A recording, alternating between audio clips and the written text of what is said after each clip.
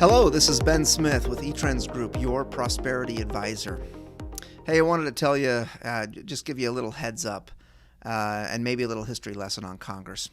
You know, years ago, it was very common for Congress at the end of each year, right before the new year started, to pass a tax extenders bill. And generally, they would pass that bill looking forward.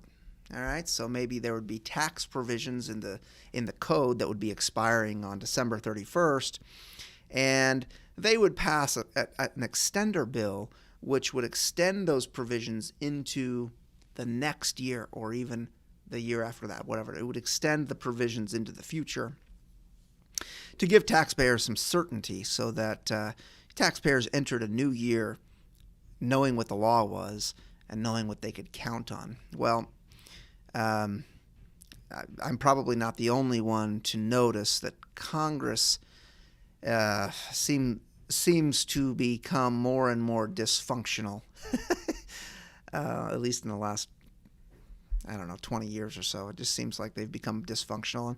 And that certainly is borne out in the way Congress has become accustomed to passing tax extender bills.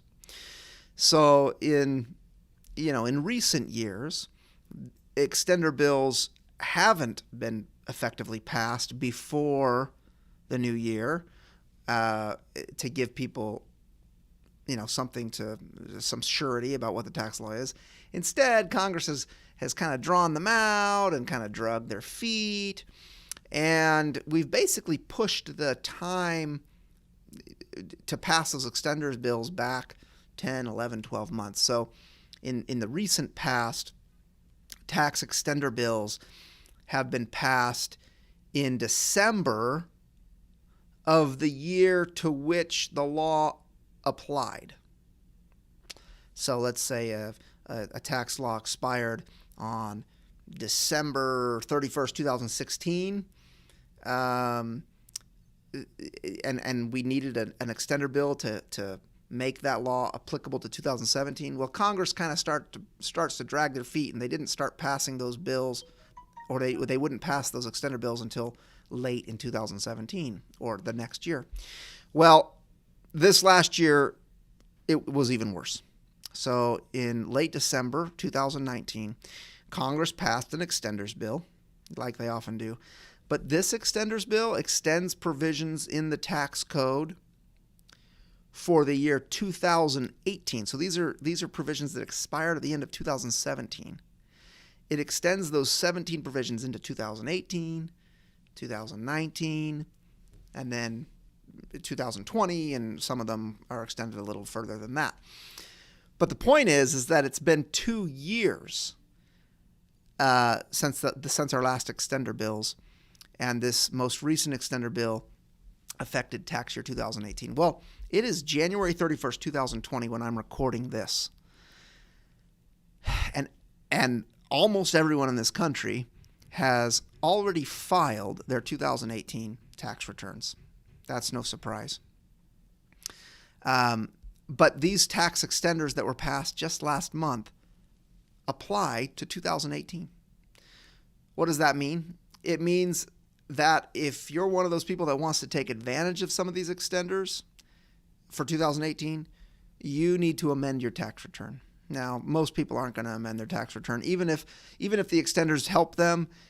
For most people, it's just not worth it. But for some of you, and for many of you actually, amending your 2018 return will actually be worth the hassle and expense. So let me give you just a couple highlights of things that were extended. One, they extended the exclusion of income from the cancellation of debt on a primary residence. So in 2018, if you had a cancellation of debt on your primary residence, or what was your primary residence back then, you included that income you probably included that income in taxable income and pay tax on it.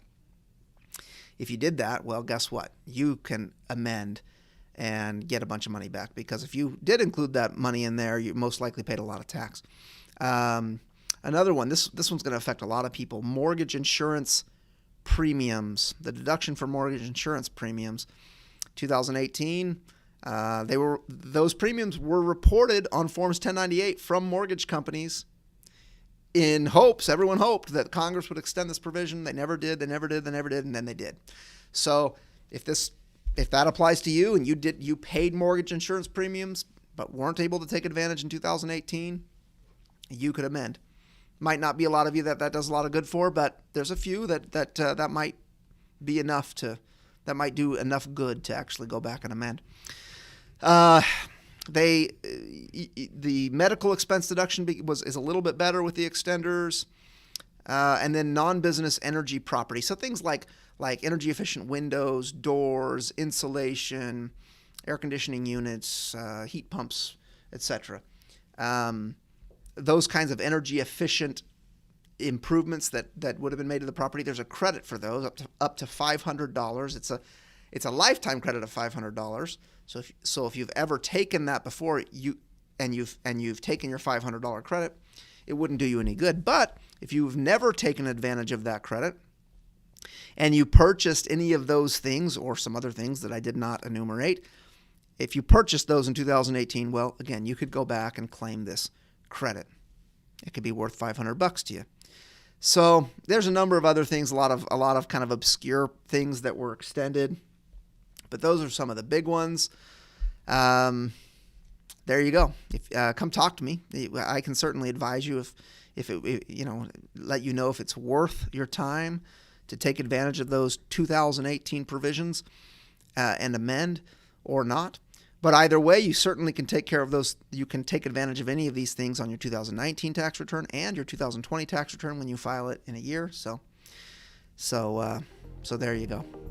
I hope this was helpful to you, and have a great day.